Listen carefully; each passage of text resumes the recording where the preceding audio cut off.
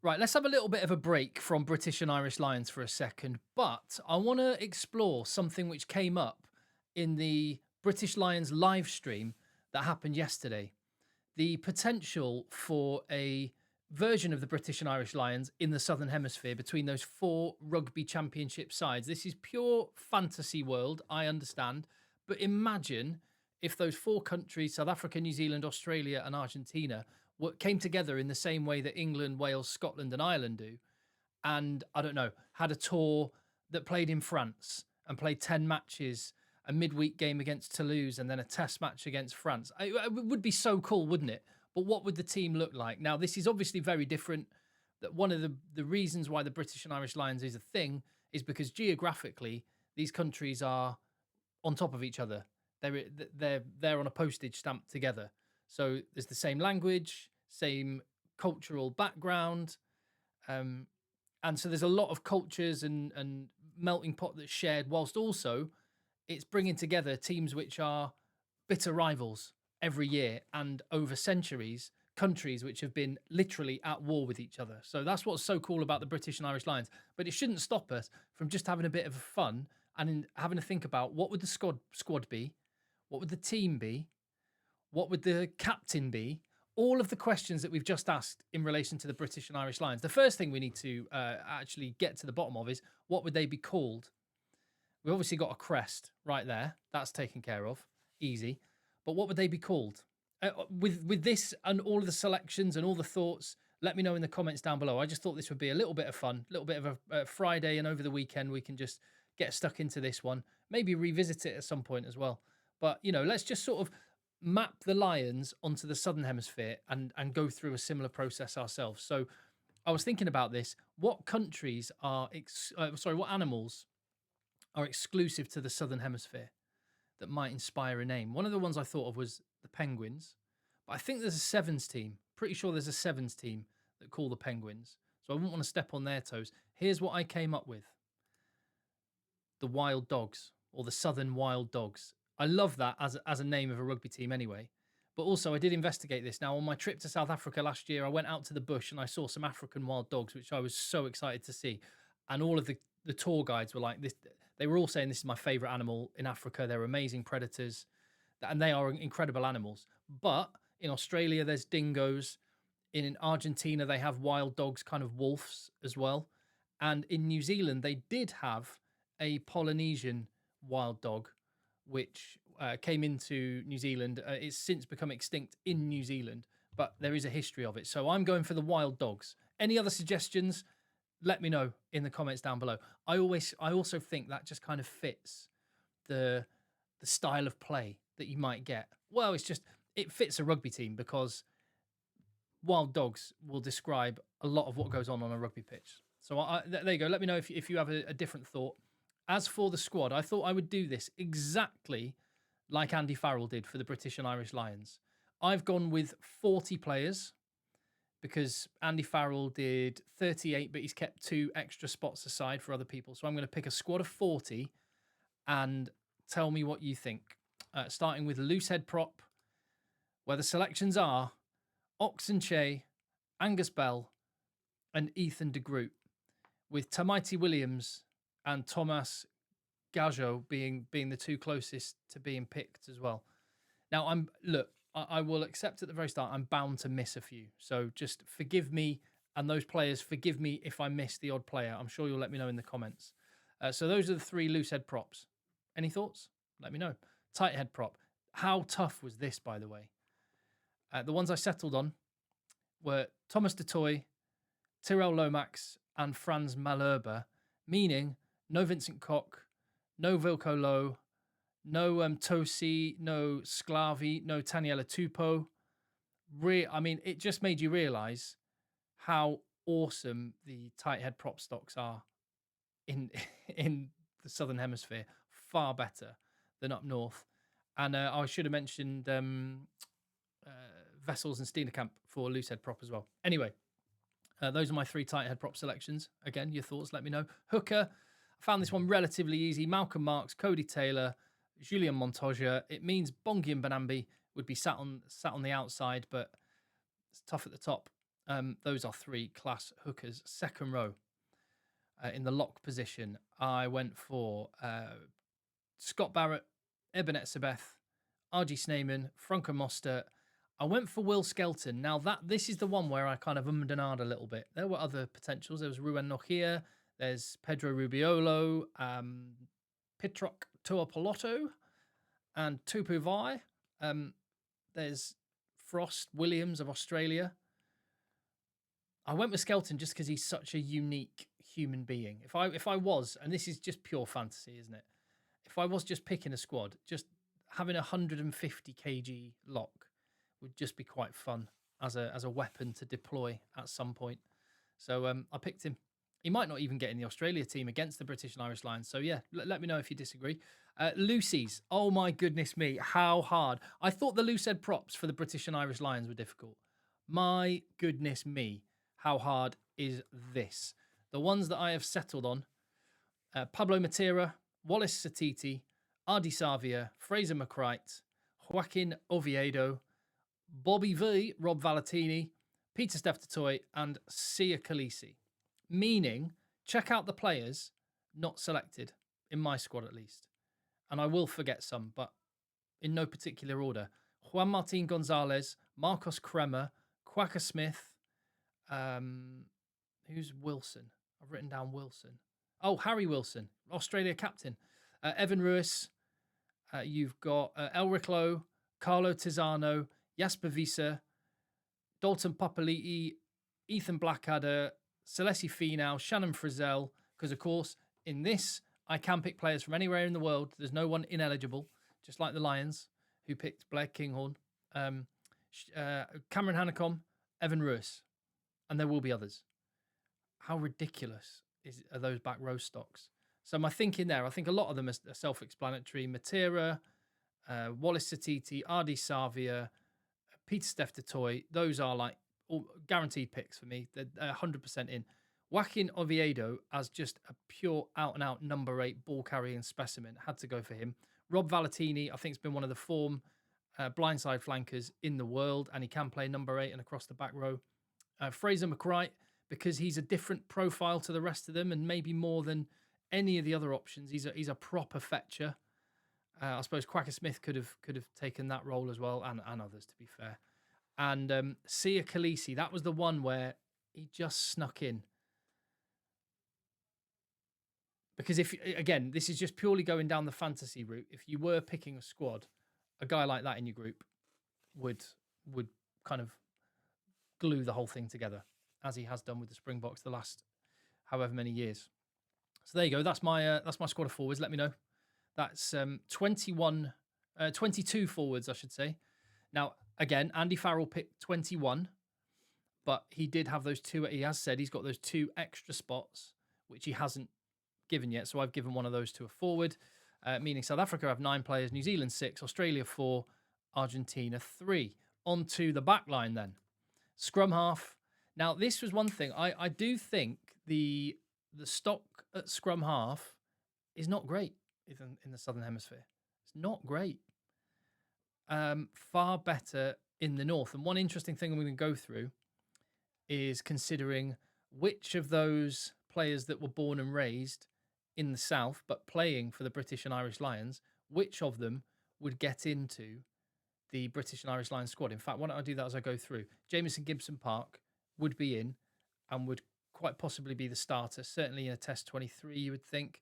Maybe him and Cam Roygaard battling for the starting spot. Grant Williams, and I just have to go with Corbus Reinach.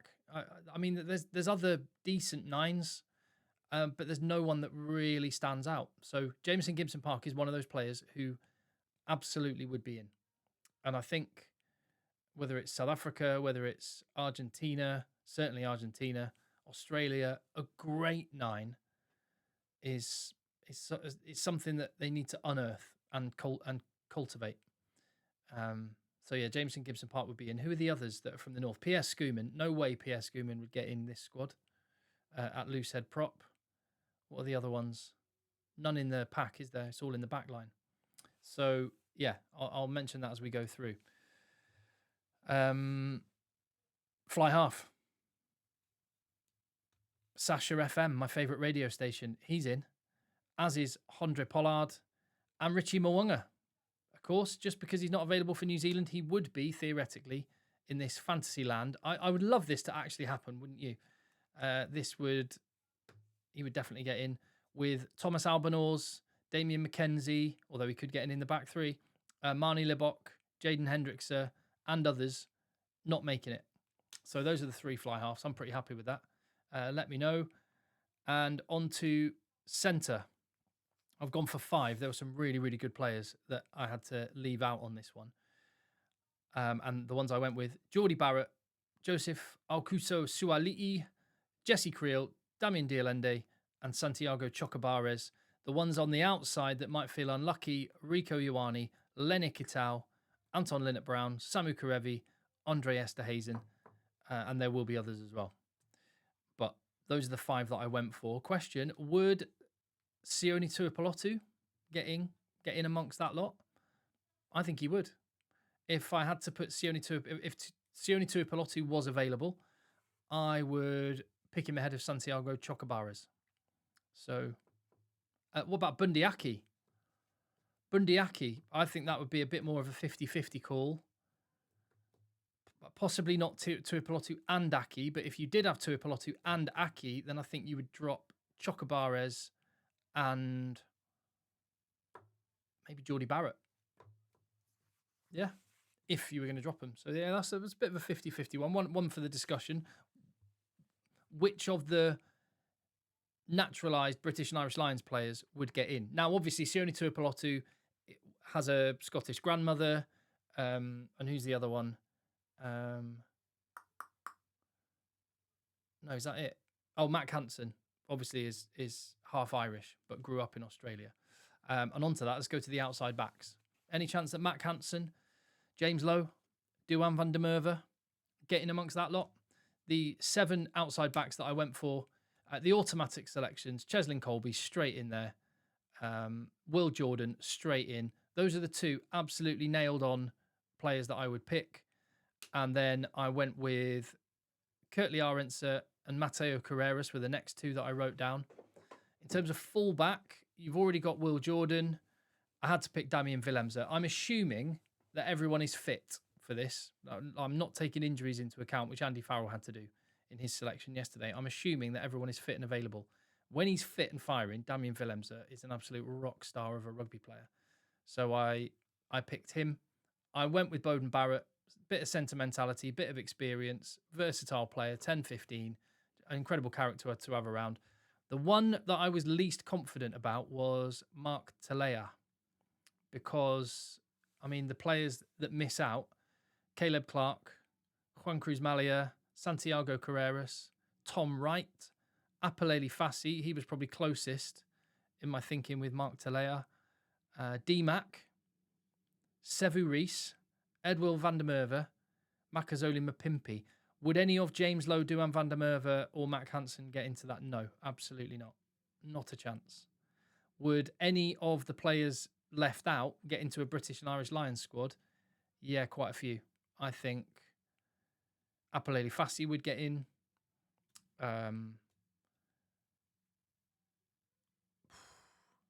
Cruz Malia or Tom Wright or Santiago Carreras would probably get in to a British and Irish Lions squad. D-Mac might get in, maybe not. But yeah, there's a few. There's a few anyway. So there you go. That's the squad that I picked. They are the 40 names. Of the backs, there were 9 Springboks, 6 All Blacks, a Wallaby and 2 Argentinians, meaning the total number in the squad of 40, 18 Springboks, 12 All Blacks, and 5 apiece for Australia and for Argentina. Is that fair? Who do you think should have been picked that haven't? I just wish this would actually happen. I would love to see kind of British and Irish Lions against this lot.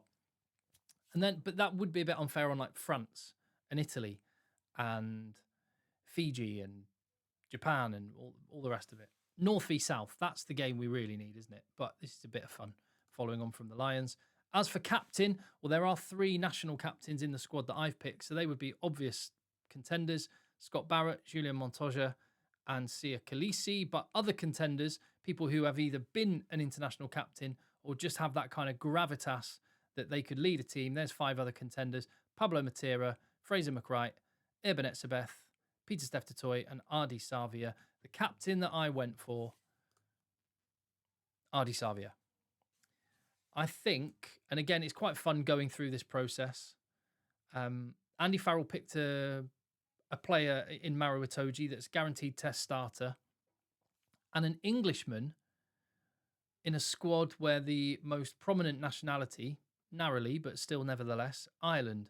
Maybe that would be a little bit of politics at play, which might work as well here. You've got more South Africans than anything else, but the captain, someone that everyone respects as a rugby player, a guaranteed starter, position we could debate, but a guaranteed starter, and plays 80 minutes.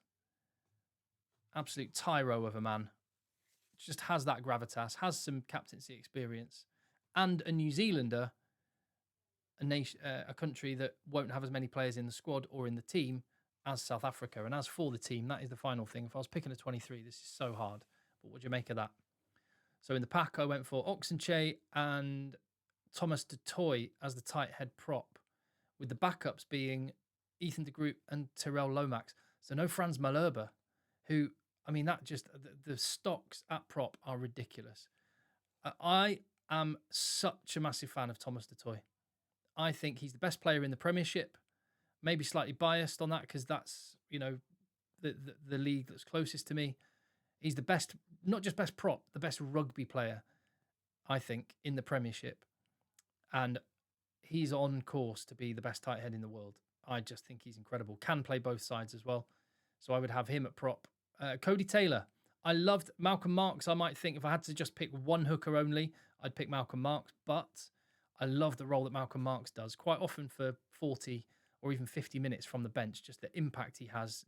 Absolute menace over the ball when bodies get tired, ball carrying. So I've gone Cody Taylor to start, Malcolm Marks off the bench.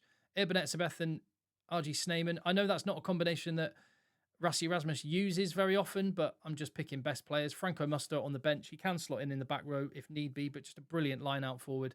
So I went for him. But you don't need him really as a back row because I've gone for a 6-2 split with Pablo Matera and Fraser McWright on the bench. The reason I went for McWright is just that jackal threat, that ball on the deck threat, kind of the Quacker Smith role for South Africa. And I guess Ardi Savia and Wallace Satiti do plenty of that. And them, along with Peter Steph Totoy, is my back row, with the back line being Cam Roygaard, Sasha Feinberg and Gomazulu. Toughest call was, does Andre Pollard get in the 23? So tempted to put him on the bench. With a 5-3 split, I would go Williams, Pollard, and